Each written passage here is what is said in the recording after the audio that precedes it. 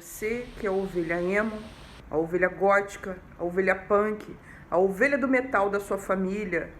Você que é a ovelha comunista, a ovelha anarquista, a ovelha antirracista, a ovelha feminista da sua família. Você que é a ovelha vegana, que é a ovelha artista, que é a ovelha bruxa, que é a ovelha maconheira. Você que é a ovelha crespa, a ovelha gorda, a ovelha sapatona, a ovelha aborteira. Esse vídeo é para você. A primeira de seu nome, hein? Hoje eu escolhi essa música aqui pra gente começar.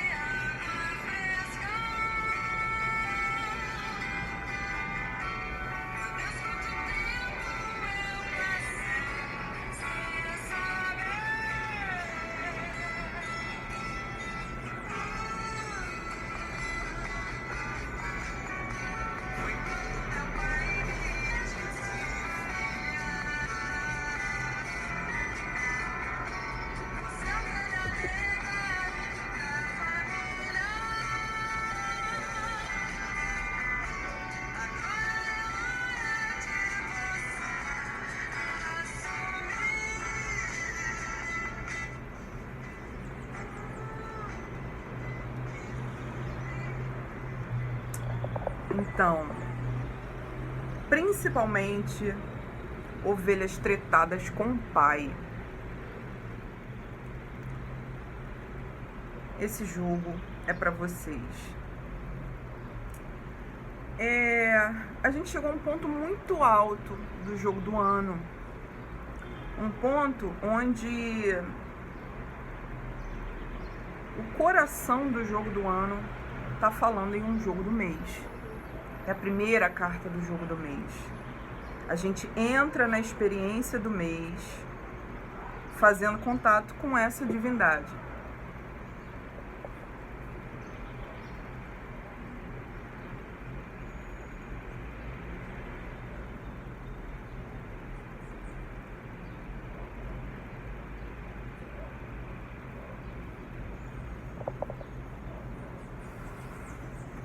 O nome dela é Rihanna. Ela é uma deusa celta. Ela está associada ao poder dos cavalos. O animal de poder dela mesmo é uma égua. Ela é uma deusa cognata da Epona, que é uma deusa que vira égua. A Rihanna também vira égua. Mas a gente ainda vai chegar lá no mito dela. Ela está associada também ao poder dos pássaros. Ela possui pássaros sagrados que têm o poder de encantar os vivos, ou seja, fazer com que eles passem a condição de espírito sem passarem pela morte. E ela tem o poder também de trazer os mortos de volta. Bom, a Rihanna, ela é uma deusa que é filha do deus dos mortos, dos celtas. Ela tem um mito que é um tanto quanto parecido com o de Perséfone, porque ela tem poder sobre as sombras e tem poder sobre a luz. Ela faz o percurso sombras, luz, luz, sombras. Quando eu conto a história da Rihanna, quando ela sai no jogo de alguém, geralmente eu vejo pessoas chorando. Ela tem um mito bem triste, tá?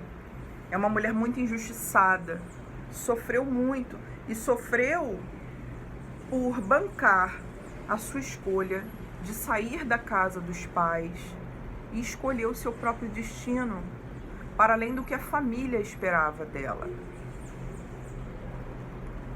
A história dela ela é filha do deus dos mortos e ela possui 2 pretendentes. Um pretendente agrada o pai e o outro não. O que agrada o pai é Deus, assim como ela. É um Deus que não é tão importante dentro da mitologia celta. E o outro, que é um mortal, é um rei. Um príncipe, na verdade, que vai se casar com ela e se tornar rei. E ela vai se tornar rainha. Só que quando ela comunica ao pai que ela decidiu se casar exatamente com um mortal, o pai diz: não aceito. Minha filha não vai se casar com um mortal. Minha família vai se casar com alguém da classe espiritual dela. Um Deus. Mesmo que seja um Deus de menor importância, é um Deus. Então eles começaram a bater boca no almoço de domingo.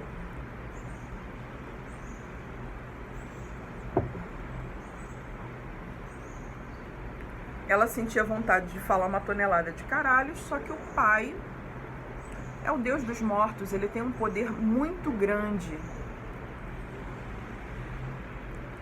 Então todas as palavras que ele jogava na direção dela, tentando convencê-la a desistir de se casar com um mortal, feriam a Rihanna mais ainda.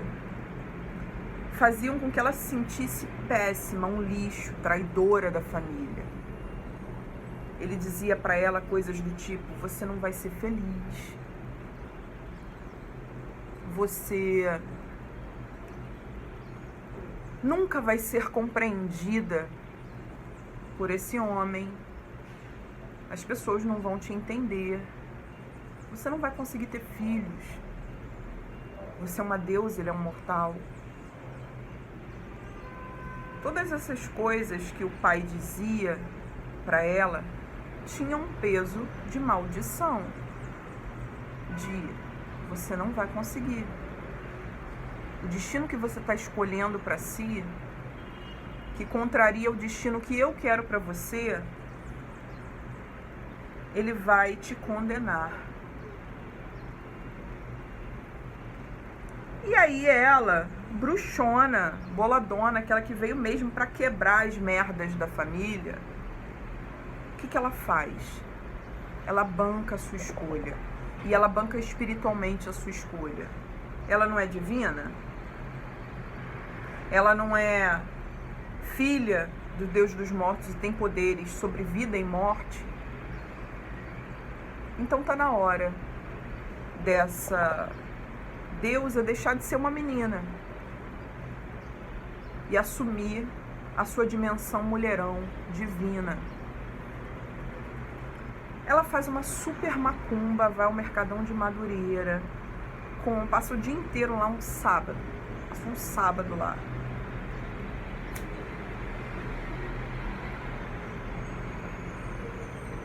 Eu nem sei mais se o Mercadão funciona, até que horas ele funciona, por exemplo, no sábado, né? Quando eu morava lá perto, no meu tempo, ele aos sábados funcionava, a maioria das lojas funcionava até meio-dia, 2 horas no máximo. Bem, Rihanna passou o dia inteiro no Mercadão comprando itens da sua lista para fazer uma mega macumba e bancar a sua escolha. Jogar para o universo que era isso que ela queria que acontecesse. Ela queria se casar com aquele homem. Ela queria ter o direito de constituir uma família, ter seu filho, ter a experiência da gravidez, morar em outro lugar. Mas o pai não queria isso para ela. Então, ela faz essa macumba, essa super macumba, para que aconteça o que ela está escolhendo para si, mas ao mesmo tempo em que ela está fazendo isso, ela toma conhecimento de que amigos do noivo dela estão dizendo a mesma coisa para ele que o pai falava para ela, que o pai falou para ela. Olha, Você não pode confiar nessa mulher. O que se fala sobre ela é muito pesado. Ela é filha do Deus dos mortos. Ela não vai poder te dar um filho. Ela é esquisita, ela é estranha.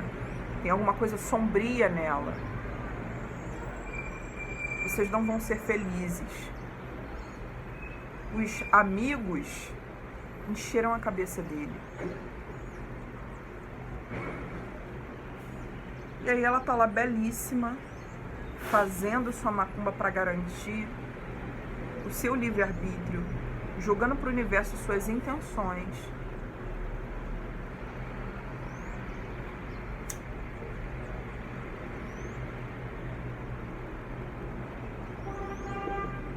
Então eles se casam. Uma cerimônia linda, deslumbrante.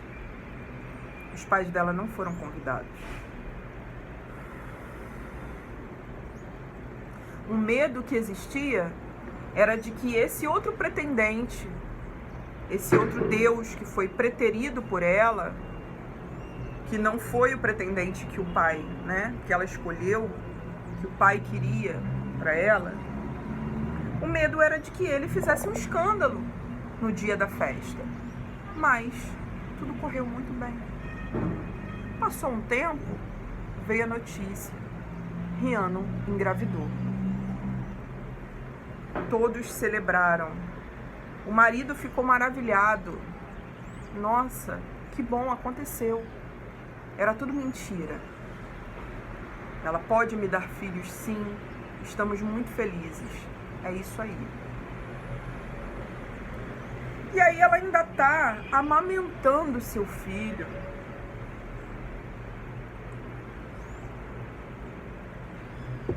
Quando algo terrível acontece.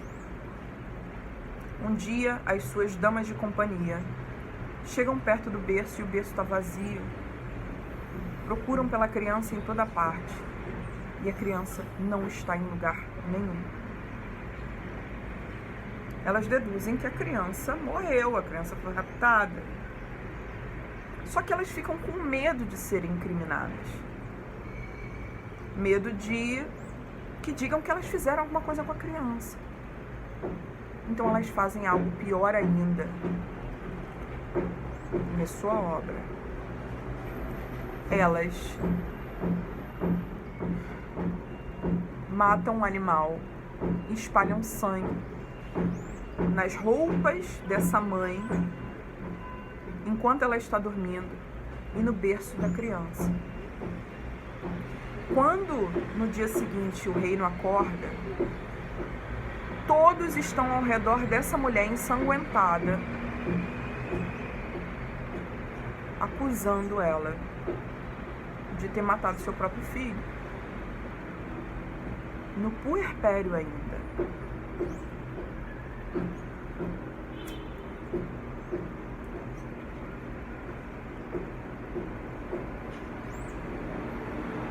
O marido passa então a acreditar em tudo que os amigos falaram para ele. E essa mulher vê passar um filme na sua cabeça, onde todas as palavras duras que o pai disse para ela começaram a fazer sentido. Mas não, todo o reino estava contra ela. Ela não podia ficar contra si. Então ela se levanta. Ela é extremamente hostilizada, mas ela é a rainha. O seu marido não quer conversa com ela.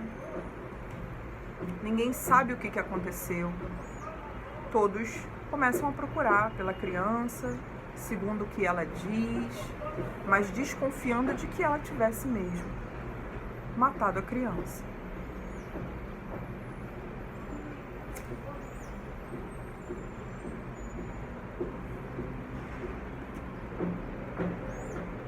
Durante 7 anos, essa mulher convive com a desconfiança de todas as pessoas do reino. Profundamente injustiçada. ela não tem outra solução que não seja se refugiar nela mesma. E ela recorre à sua dimensão animal.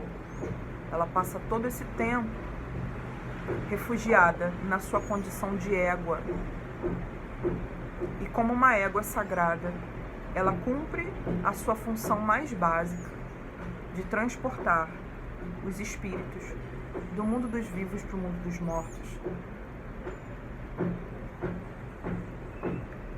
Ao final de 7 anos, o tio dela está visitando um reino vizinho e ele descobre que lá tem uma criança que cresceu muito rápido.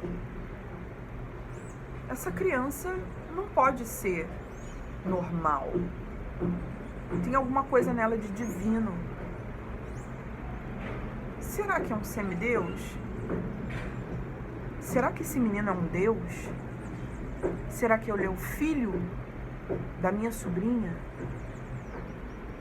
Então, ele liga os pontos e leva a criança de volta para o reino. Eu acho que tem um pelo de gato nos meus cílios. Saiu até agora. Bem, o que me deixa puta nesse mito? Quando eu adquiri o oráculo da deusa há muitos anos e fui estudar esse mito, eu fiquei muito puta. Eu aceitei o que a autora fala pra ela, né, sobre essa deusa, mas aquilo não encaixava pra mim. Porque o mito acaba assim. A criança volta pra companhia da mãe, volta pro seu reino. É uma criança que cresceu de maneira assustadora. Nenhuma criança humana crescia naquele ritmo. Só podia ser o filho dela, então o filho dela volta. E tudo volta pro lugar. Ela volta a ser feliz. Ela tem de novo nas suas mãos toda a felicidade que lhe foi roubada durante 7 anos. Simplesmente acontece essa reparação, mas até onde eu fui procurar saber, não existe uma punição exatamente. Todos desconfiaram dela. Era uma unanimidade. Todos seriam punidos, né? Como que poderia haver uma justiça nesse sentido? Então eu achava um mito muito injusto, porque a criança voltava, tudo voltava ao normal, o reino voltava a ser feliz para sempre. Que porra é essa? Então eu entendi. E esse meu aprofundamento sobre o mito, ele me foi dado pelo fato de que esse mito parece muito com a minha história. Ele parece com a história de muitas mulheres que vêm ao meu jogo. E a possibilidade de ver esse mito contando histórias de vidas completamente diferentes e todas muito bem amarradas a ele, me ensinou que essa mulher, ela tem de volta a vida a qual ela tinha direito, porque quando ela fez aquela macumba ali, ela fez o seu mais definitivo exercício de autonomia. Escolheu, minha vida é essa, é isso que eu quero pra mim, é isso que meu coração pede, é pra cá que meu desejo me guia. E é como se ela recuperasse vida, só abundância, só reparação. Tudo volta para o seu devido lugar quando ela quebra a maldição familiar que foi jogada sobre ela. O que o pai desejou a ela de mal, essa punição, ela é a maldita. E ela é maldita porque ela é a diferente da família. Ela é aquela que veio para derrubar o modo pelo qual as coisas aconteciam para as mulheres. Ela veio para escolher o seu próprio destino. Eu continuo com algum pelo de gato no meu olho, cara. Não é possível. Bom, é um mito realmente muito pesado. Numa leitura, a primeira coisa na qual eu penso é que essa pessoa, né, sobre quem o mito está me contando, ela foi profundamente injustiçada. É uma deusa que costuma sair para pessoas que foram injustiçadas recentemente ou que estão com um nó na garganta de alguma injustiça que rolou há algum tempo. Ou quando elas são essa pessoa que veio para desafiar a ordem familiar, para subverter, para revolucionar. E por isso elas carregam esse peso do desagrado, principalmente a figura paterna. Eu já vi muita mulher chorando no meu jogo por conta desse mito, cara. Mulheres que têm questões dolorosas com a figura paterna. Mulheres que foram muito injustiçadas. E aí, qual é o lance do ser injustiçada, né? Por que a Rhiannon é injustiçada? É como se houvesse a materialização de todas as dúvidas que o pai jogou nela a respeito dela escolher seu próprio destino. Quando o pai duvida dela, quando o pai diz, você não vai. E se você for, você não vai ser feliz. Essa dúvida, toda vez que ela volta a experimentar essa dúvida de que ela pode mesmo ser feliz, ou quando ela vê as pessoas duvidando dela,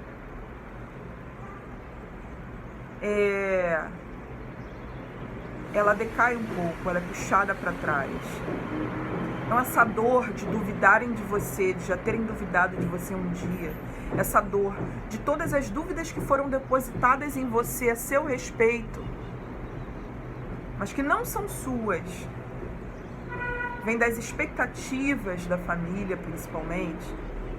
Toda vez que essas dúvidas são revividas na forma das dúvidas de outras pessoas a teu respeito, você tem a manifestação do mito de Rhiannon. Então a mulher que rompe com a família, principalmente com a figura paterna, para dizer, meu destino é meu, vai acontecer o que eu quero que aconteça para mim, ela se depara com essa divindade aqui. Se você está sentindo muitas dúvidas sobre o seu caminho, se você está ali atolada na incerteza, eu te aconselho a se perguntar, qual foi a última vez que duvidaram de você? Ou será que você sofreu alguma injustiça recente que fez você reviver dúvidas passadas, dúvidas que foram plantadas em você bem mais lá atrás pelos seus? Entendeu a pergunta? Se você se percebe muito envolta em incertezas, tô com medo do meu caminho, não sei se eu quero realmente isso pra mim, não acredito em mim. Se isso tá muito forte agora, isso foi mexido.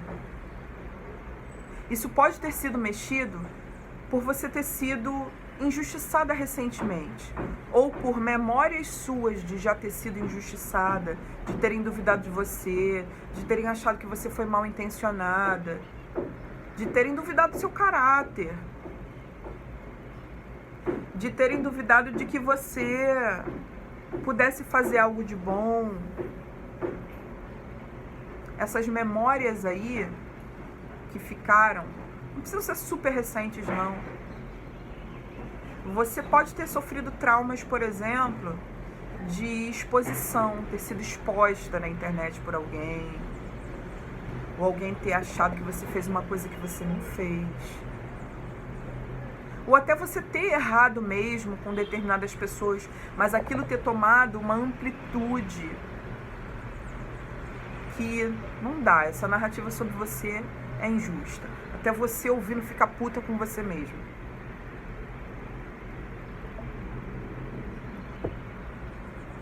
Então, todas essas histórias onde nos sentimos injustiçadas,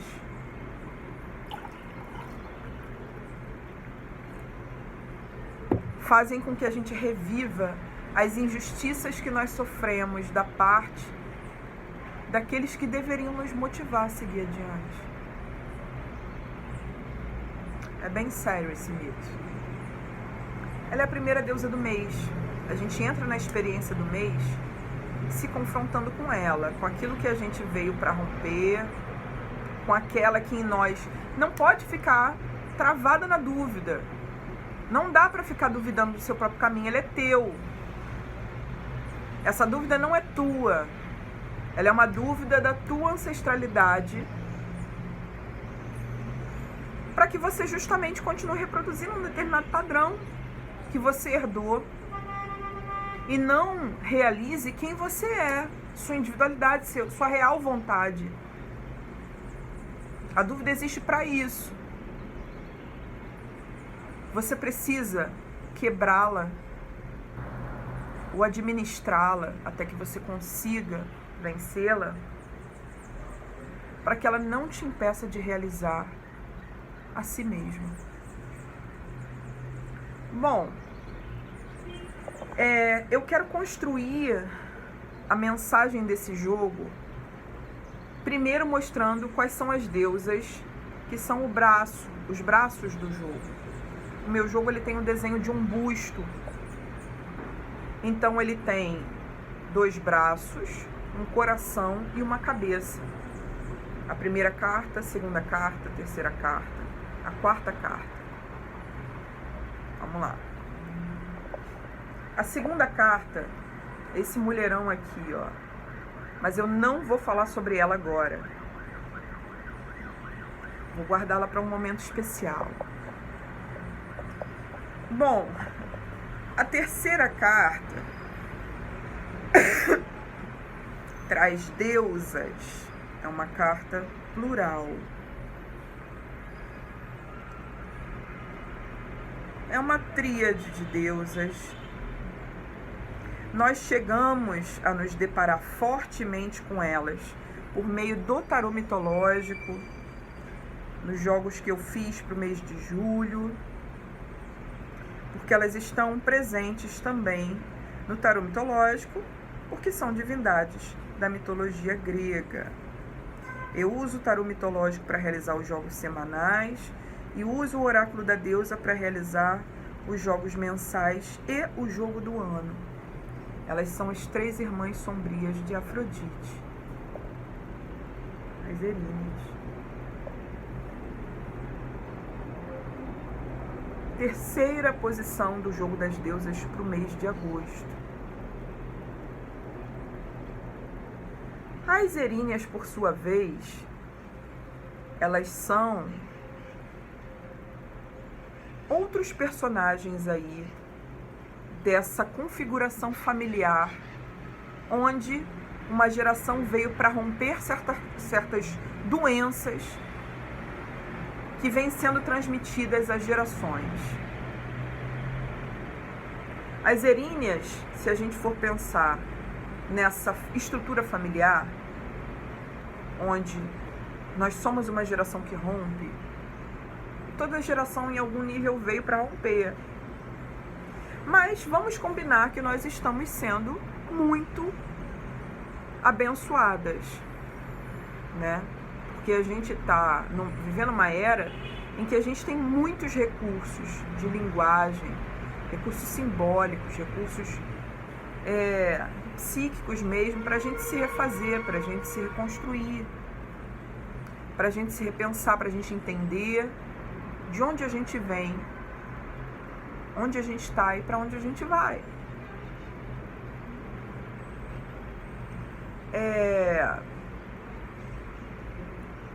Então, com essa riqueza de ferramentas que a gente tem para se repensar, e eu trago aqui para contribuir com esse movimento, né, de vivermos esse encontro conosco, para ocupar melhor o espaço coletivo também, não é só para ficar perdida dentro de si. O autoconhecimento, ele não tem que ser isso.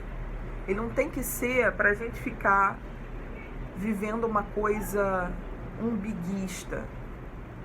É para a gente se colocar no mundo, assumir melhor os papéis que a gente tem a assumir no mundo, assumir com mais consciência, né? E pra gente se realizar individualmente, pra gente sentir prazer de estar viva também, fazendo aquilo em que a gente acredita. Mas assim, eu trago para essa contribuição, né? A minha contribuição para esse movimento gigante que está acontecendo no planeta, de busca por autoconhecimento, minha contribuição vem por meio dos mitos e das linguagens oraculares, das simbologias que vêm conversando com a humanidade há milênios, sempre trazendo propostas de reflexão, exercícios de sabedoria. É como se fosse uma grande biblioteca, a biblioteca do inconsciente coletivo, onde você saca um livro ali, e esse livro, por exemplo, pode se chamar Ártemis, esse livro pode se chamar Eríneas. Ele vai trazer figuras, por exemplo, no caso das Eríneas, que nos remetam às nossas tias. Pensa nas suas tias. Pensa no que elas têm de bom e no que elas têm de ruim.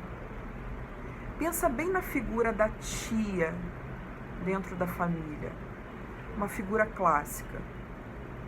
Auxiliar, colateral, a figura materna, talvez tretada com a figura materna. As figuras das tias, elas estão presentes em diferentes mitologias. Mulheres maduras, com uma atitude mais ranzinza. Muitas vezes elas podem ser generosas também. Às vezes elas são ranzinzas e generosas, sombrias e luminosas. Dentro da mitologia grega, essas tias ancestrais são as Eríneas. E elas são porta-vozes, testemunhas populares de toda a doença familiar. Elas são o grande arquivo disso. E são elas que sentem e lamentam cada dor. No tarô mitológico, a gente faz um exercício em relação às Eríneas quando elas aparecem dentro do naipe de espadas, de vencê-las. Mas elas cumprem uma determinada função, porque senão elas não seriam divindades. Elas são divindades. Elas são filhas de Urano com o mar. Elas nascem ao mesmo tempo em que Afrodite. Como eu gosto de contar, o saco de Urano é cortado, é castrado.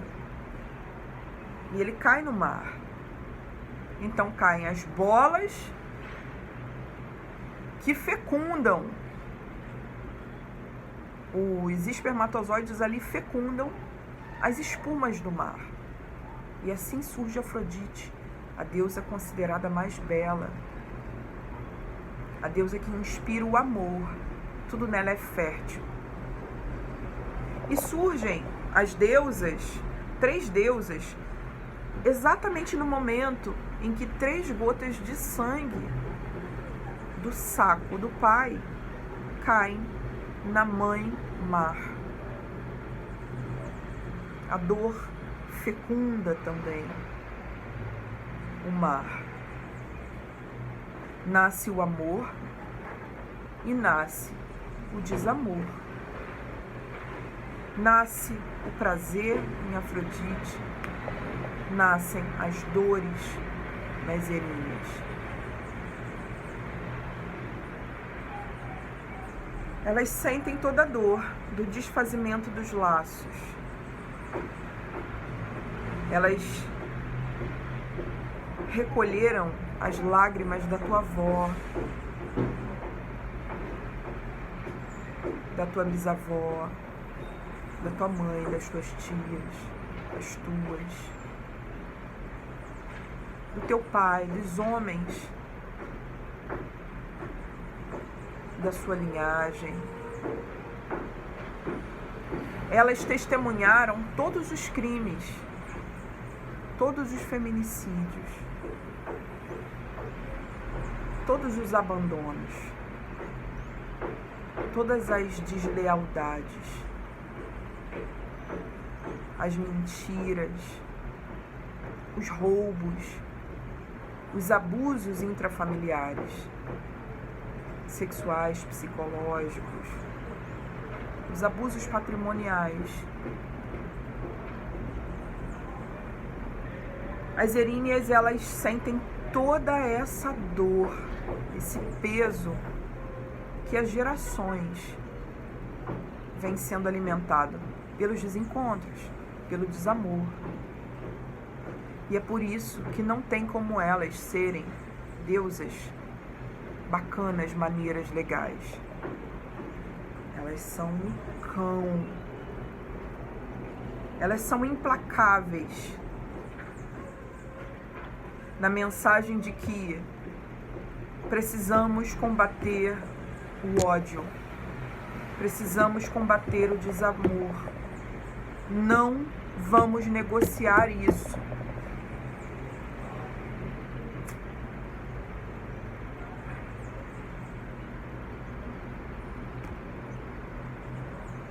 Sabe quando você acha que o feminismo trouxe a você um certo amargor, uma radicalidade que te faz não aceitar mais certas coisas, e isso tornou, né, um pouco mais denso o teu convívio social. Todas nós que estamos vivendo esse despertar passamos por isso. Passamos pelo momento em que somos ferozes, um reencontro com a própria ferocidade. Todas, em algum nível, precisamos nos embrutecer, nos encher de armaduras, porque descobrimos que certas coisas são violência. E não tínhamos essa percepção antes, ou não tínhamos elementos para entendê-la.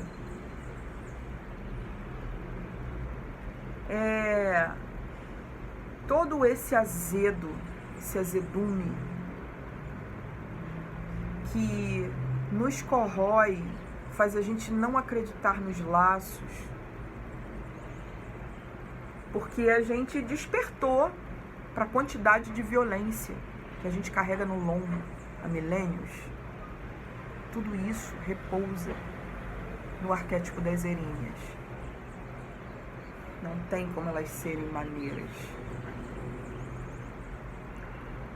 E aí elas saem no jogo das deusas do mês como outro braço do mês.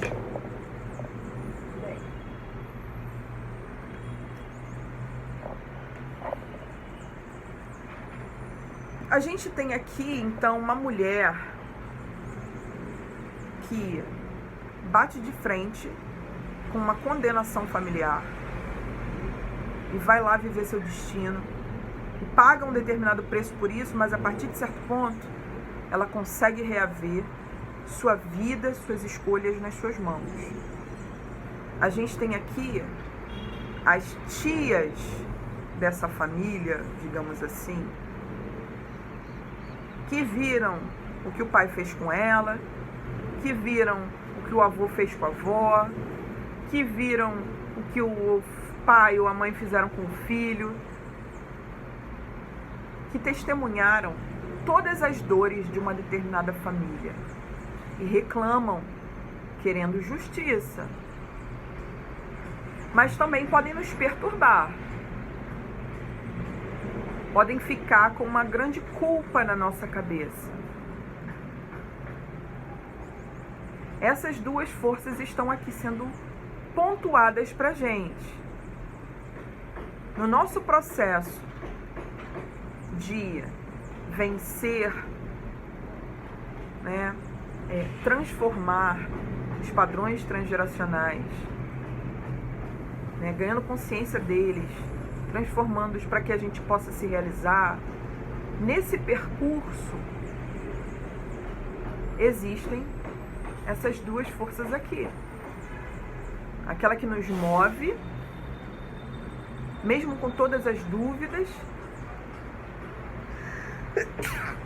Desculpa.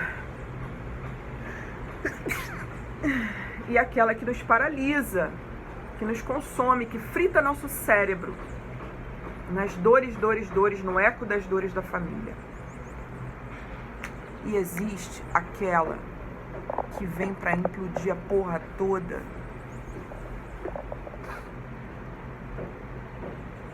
E ser super, mega, power ranger, dona do seu nariz.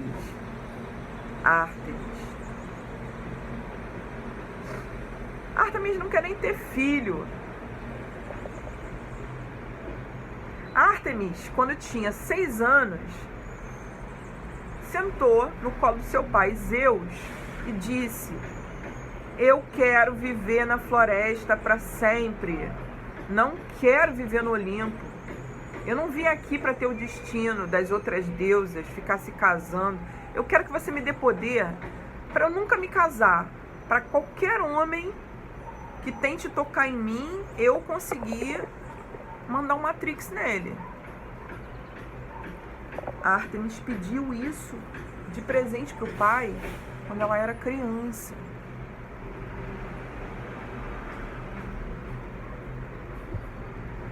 E Zeus diz: gostei dessa garota, vou fazer isso pra ela. Vou dar a emancipação pra ela total. Aos 6 anos ela tá pronta. Ela já sabe que ela é divina. E aí tem uma coisa muito legal na Ártemis. Entre todas as deusas gregas, ela é a única que pode ser representada como uma menina ou como uma mulher adulta. Tanto faz. É como se ela tivesse conseguido ser menina para sempre. Tem um outro fator interessante que linka a Ártemis, do qual eu só me dei conta no início desse vídeo, tá? Que linka a Ártemis e a Rihanna, que é o seguinte. Vamos lá para o nascimento de Ártemis. Se não me engano, o nome da mãe da Ártemis é Leto. Ela era uma mortal. Zeus se apaixonou por ela. Obcecado por mortais, né? Casadas principalmente. Zeus se apaixonou por Leto e envolveu Leto e amou Leto. E Hera começou a perseguir Leto quando Leto estava grávida. Mais uma história de Hera maluca, com o chifre pegando fogo, passando recibo de corna, fazendo aquele escândalo, perseguindo a Pobe grávida de gêmeos. Ainda tinha isso, gêmeos. Ela conseguiu, quando estava perto de dar luz, fugir, foi para uma ilha. Nessa ilha ela conseguiu dar luz em paz, sem Hera saber onde é que ela estava. E aí, primeiro nasceu uma menina, que logo que saiu da mãe, tomou a forma de uma menina um pouco mais crescida, assim como o filhinho da Rihanna.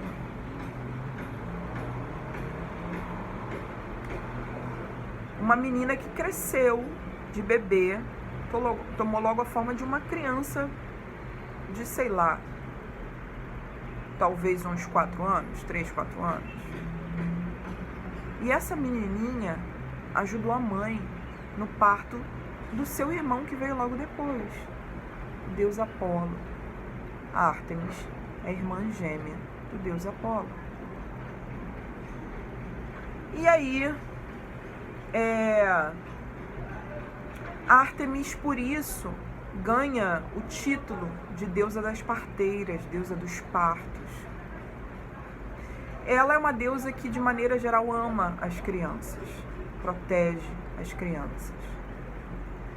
E é muito autônoma, como eu disse a vocês, aos 6 anos ela pede ao pai: olha, eu não quero ter o destino dessas outras deusas aí que vivem no Olimpo.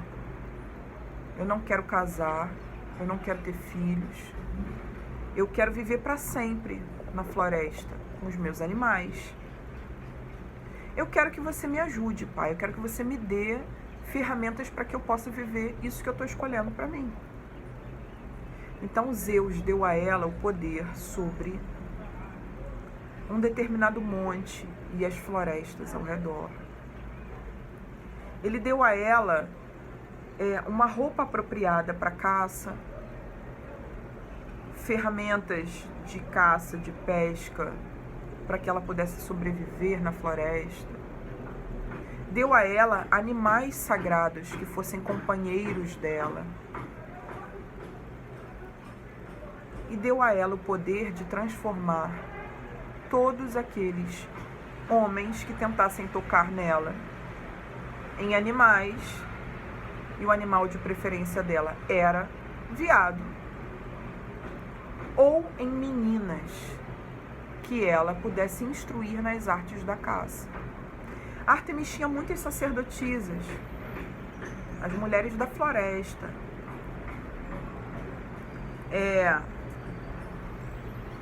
Em honra a Ártemis também nós temos as Amazonas.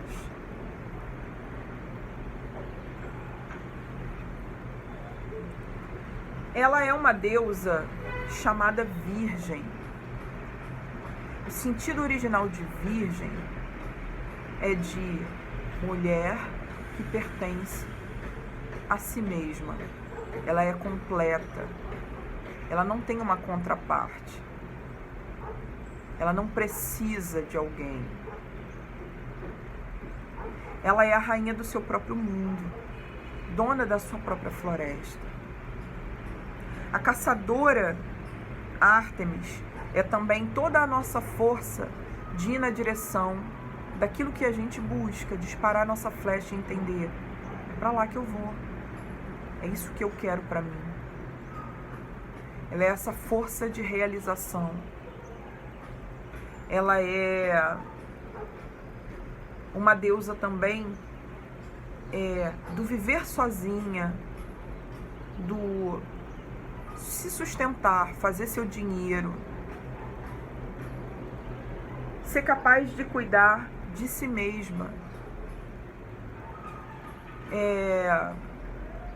Ela é talvez uma das maiores formas de autonomia dentro de todo o oráculo da deusa. Ela fala sobre individualidade nesse oráculo. E ela está no coração do jogo.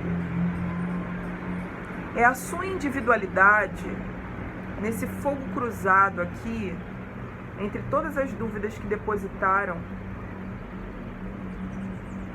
sobre você, a seu respeito, a respeito do seu caminho, e toda a crise pela constatação das dores familiares. Nesse fogo cruzado aqui, é preciso respeitar a imortalidade de Ártemis. Ela é a menina em nós que traz uma pureza de intenção, uma conexão com o seu próprio destino, e a gente resgata para que a gente possa se realizar. Aquele momento em que, na sua realização, você pega essa menina dentro de você no colo e diz: ok, tem lugar para você aqui. Vem comigo, eu vou cuidar de você e eu vou te dar todo o prazer também ao qual você tem direito, toda a diversão a que você tem direito. Ao mesmo tempo, eu cresço. Ela cresceu de maneira anormal. Quando menina, ela já se sabia completamente divina.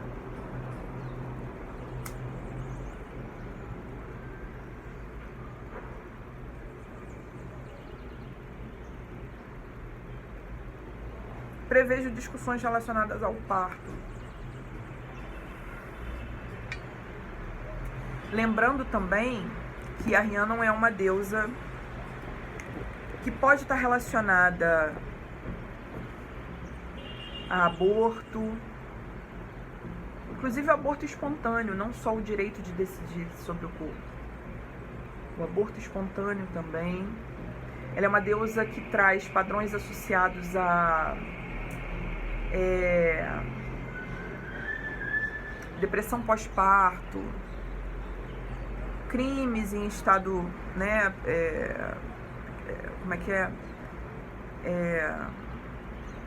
em estado puerperal, né? É porque eu não sei mais, gente, já tô fora do direito há muito tempo. Eu não sei mais qual é exatamente o nome que se dá ao tipo penal, enfim. Mas tinha essa hipótese, né, da mulher em estado puerperal atacar a criança e tal, função da depressão pós-parto. E aí ela fala sobre essas coisas todas. Eu joguei uma vez para uma moça que tinha vivido, né, um aborto espontâneo, e quando eu contei a história dela, eu não sabia. Eu raramente sei, quando eu jogo o oráculo da deusa, o que a pessoa veio trabalhar, qual é o BO dela. Eu vou jogar para a pessoa. O primeiro oráculo que eu tiro às cegas. Eu peço que a pessoa não me conte nada antes, a menos que ela queira falar. Se ela está precisando muito falar, eu deixo ela falar. Mas geralmente eu peço para que a pessoa não me diga nada. Aí eu tiro o oráculo da deusa e leio para elas. Esse é o momento que elas geralmente choram, porque bate, né? Porque elas veem que é a porta de entrada do meu jogo. Pode confiar. Pode confiar, esse jogo vai conversar com você. E aí a Rhiannon traz todas essas dores também das mães privadas, né, desse primeiro contato com os seus filhos.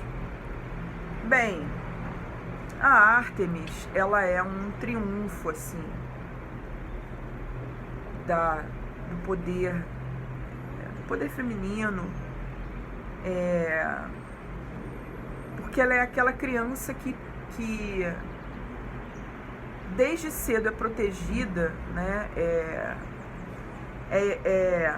alinhada ao seu destino, é entregue, é encaminhada ao seu destino flui. A Ártemis, ela simplesmente vai e se realiza. Quando ela sai no jogo, muitas vezes ela está falando que a gente precisa dar espaço para a nossa relação conosco. A gente precisa permitir que a gente precisa se ouvir. É muito comum que ela saia nos jogos de mulheres que estão num relacionamento, estão ali empurrando com a barriga, e a Ártemis vem para dar um peteleco e dizer: cara, para que ficar nessa subvida se você pode, essa sobrevida, né? Se você pode simplesmente tomar poder, tomar posse de você mesma por inteiro, tá completamente no controle da sua vida, tá completamente no centro, no seu eixo. Vem ser plena, Geralmente ela sai no jogo dizendo isso. E aí no topo do jogo a gente tem uma vovozinha. Uma vovozinha chinesa chamada Nukua. Olha que fofa.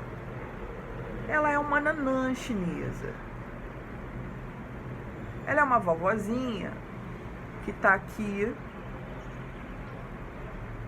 Eu tive a impressão de ver um dragão em algum momento aqui, mas não localizo. Posso ter viajado, acho que nessa carta nunca teve dragão. É porque tem umas escamas ali, ela tá conectada ao dragão. O dragão é uma força da criação do mundo, né? Então, assim, essa vovozinha, ela surge no segundo momento da criação do mundo.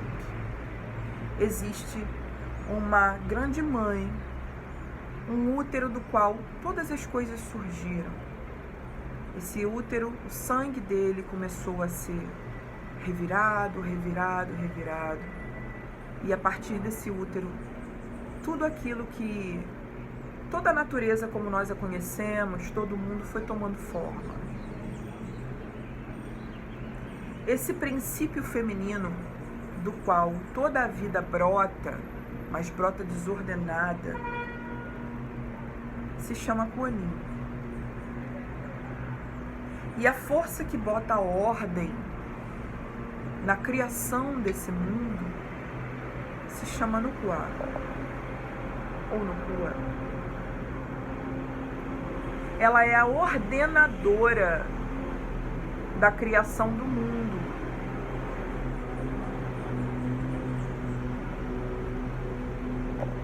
Ela é... como é que é o nome daquela moça daquela série da Netflix que organizava tudo? Ai, gente. É ela, tá? Depois eu boto nos stories. Ela é aquela que bota ordem para que o nosso mundo flua, a criação do nosso mundo flua. Eu tenho um amigo, uma pessoa que passou pela minha vida, que me disse, eu nunca vou me esquecer dessa frase, que organizar é tornar orgânico.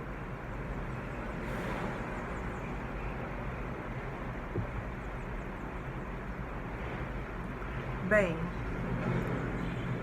a gente...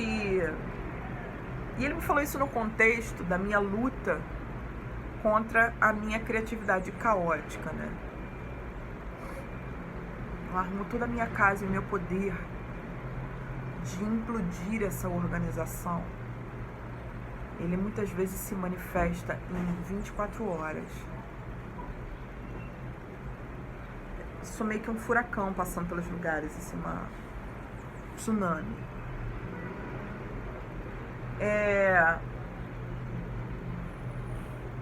E aí, essa dificuldade em relação à disciplina, em relação à ordem, ela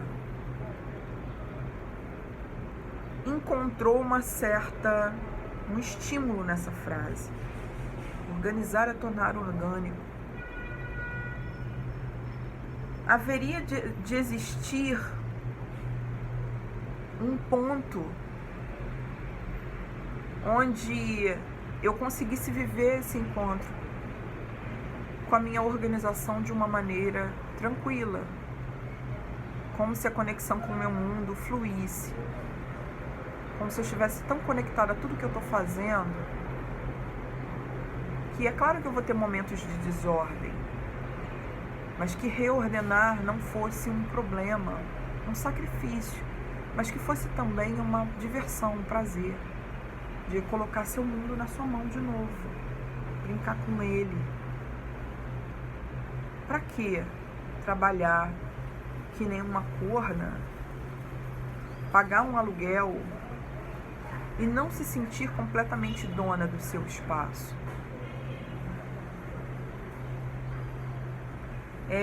Sei que eu tô falando para muitas pessoas, para quem isso vai fazer sentido, e para outras que nem tanto, porque tem a natureza exatamente antagônica minha. São ordenadoras.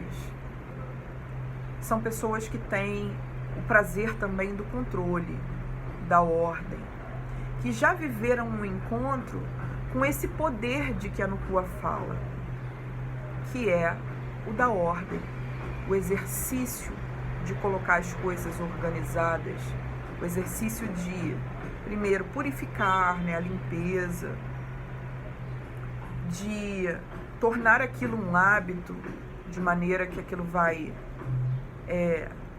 reafirmando certas potencialidades nossas, abrindo espaço para outras coisas se manifestarem, porque você não está presa mais a organização básica. Enfim, há pessoas que já viveram um encontro com isso. E há pessoas também que viveram um encontro com isso e sofrem. Sofrem com um excesso de ordem, de controle. Não conseguem também deixar o próprio caos, a própria criatividade sair desarrumando a casa, ocupando a casa prazerosamente.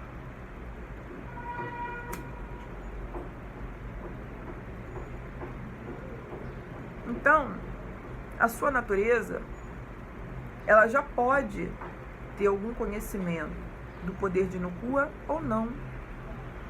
Eu não sei para quem eu estou falando. Estou falando para mulheres mais parecidas comigo e mais parecidas com outras amigas minhas que são mais facilmente ordenadoras. Mas neste mês, a força que se levanta desse casos de família que rola no jogo da base, casos de família.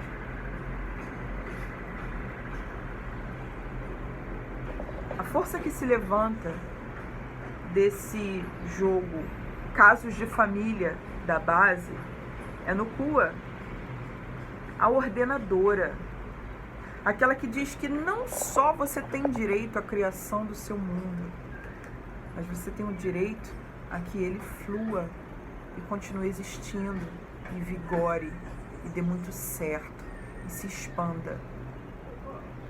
Então é pra gente abrir espaço para Nukua vir nos ensinar um pouco da nossa ordem, que não é necessariamente a ordem que foi imposta a você. Às vezes, eu, por exemplo, qual é a minha grande dificuldade com a organização que eu estou tratando agora? Minha família é extremamente rigorosa com a ordem, com os horários, com tudo.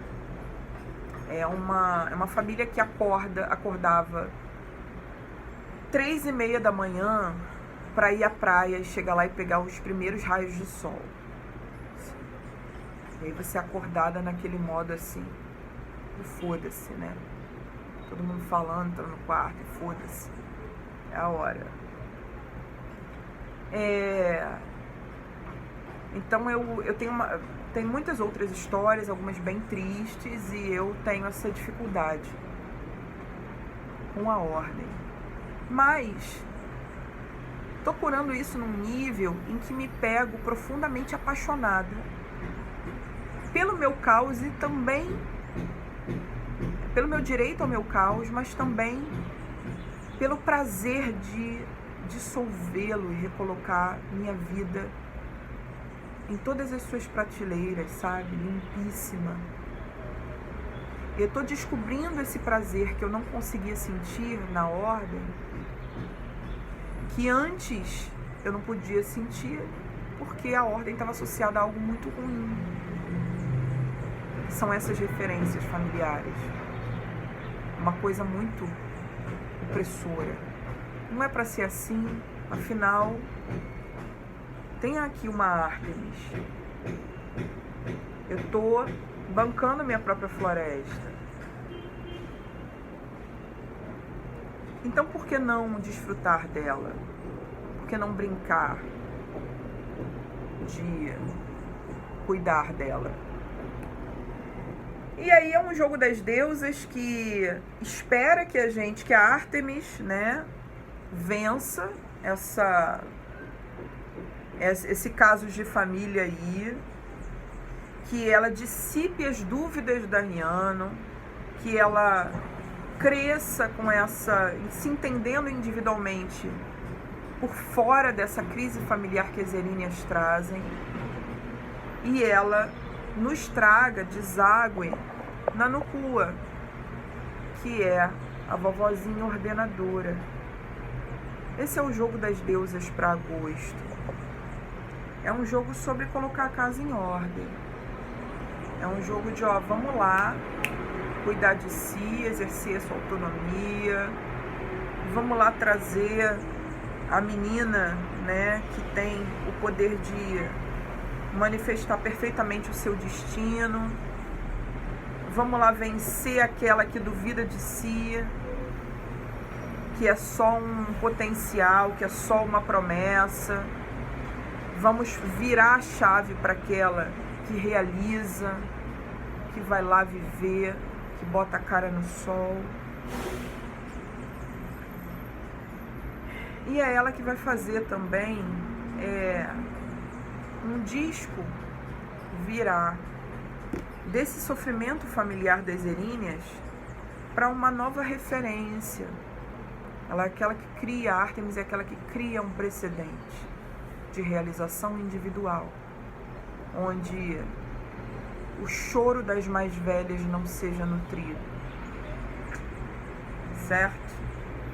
É isso, gente. É um jogo de recuperar o controle, a ordem, estabelecer a ordem que você funciona, que é isso. Às vezes não é uma ordem que te foi imposta, mas é o teu ritmo, é o teu modo de funcionamento, é a tua relação com o teu espaço, é a baguncinha gostosa, e é também a faxina maneira, alegre, feliz, é a honra ao espaço que você ocupa, certo? Ótimo mês de agosto pra gente.